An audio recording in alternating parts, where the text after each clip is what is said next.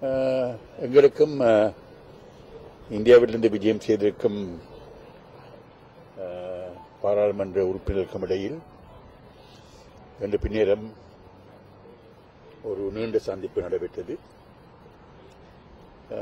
பேச வேண்டிய அத்தனை விஷயங்களை பற்றியும் மனம் திறந்து இரு பாதியினரும் பேசினார்கள். திருப்திகரமான பேச்சுவார்த்தை, அவர்களுடைய முயற்சி தொடரும்.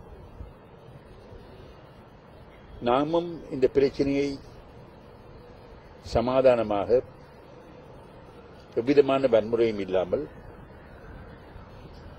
நியாயமான முறையில்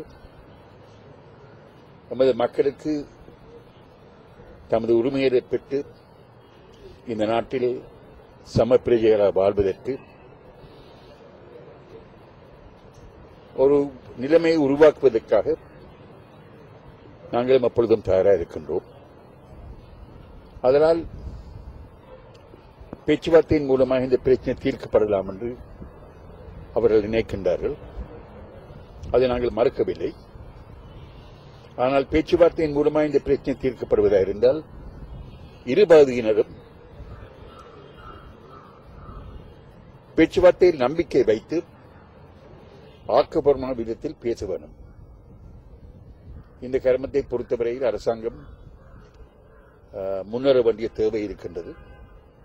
அவ்விதமாக அரசாங்கம் முன்னேறமாயிருந்தால் பேச்சுவார்த்தை மூலமாக இந்த பிரச்சனையை தீர்ப்பதற்கு நாங்கள் பின்னிற்க மாட்டோம்.